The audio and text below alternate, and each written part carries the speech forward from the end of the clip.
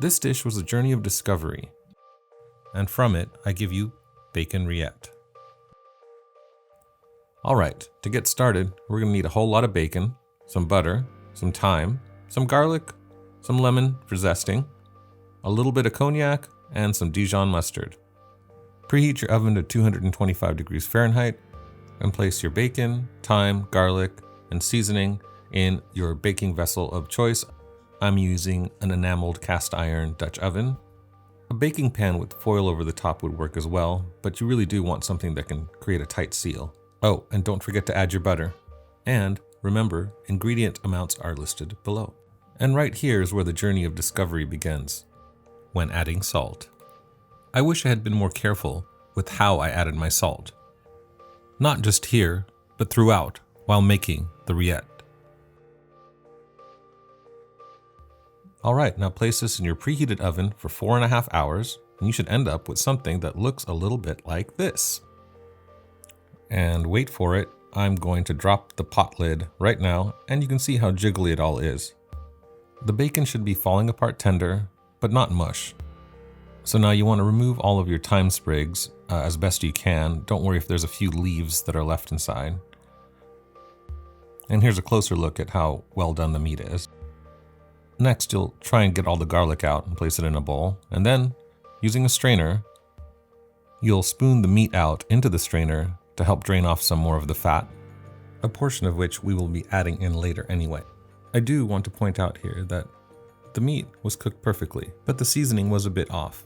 And I was hoping, as the recipe progressed, it would get better, which it did, but it took a little bit of adjustment. Now, once the meat has cooled to room temperature, we'll put it in a stand mixer using a paddle attachment. I set the mixer at the number 2 setting here. Then added some fresh thyme, some fresh lemon zest, and some Dijon mustard. And then a tablespoon or 2 of cognac. I then increased the speed on the mixer. Of the ingredients that I just put in, I did add more later. And right here, I paused to check for seasoning, and did end up adding a little more salt, though I don't show it here. And at this point, I added a knob of room temperature butter, about 1 tablespoon's worth. You might be asking, why the double butter? The first time was for flavor, the second time for texture. What you're trying to achieve here is a consistency that is well mixed but not totally emulsified. And right here, I added some rendered fat for better consistency.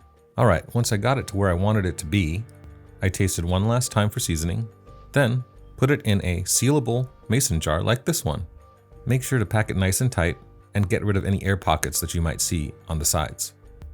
After I've got it packed in tight, I add a little bit of lemon zest, and then pack it down a little more, and finally, I spoon over a few tablespoons of the rendered fat. This ensures a good seal on top. And I think this is the technique that was used to give it a longer shelf life before refrigeration. Close it up tight, hopefully yours will be in focus, and get ready to put it in the fridge for a minimum of 24 hours. Alright, now for the moment of truth. It turned out pretty good. The consistency was just right. However, I felt like this could have used a little more time in the fridge to develop more flavor. I'm not saying it didn't taste good. It is meat butter after all. I really did enjoy the first bite. It was surprising, to say the least. And it tasted like bacon, which I love.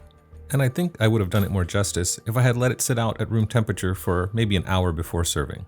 And then I thought to myself, well, maybe I'll use some of this tomato jam that I have sitting around. And that really was a game changer. It turned the thing into a whole new dish. It was kind of like having a BLT pate.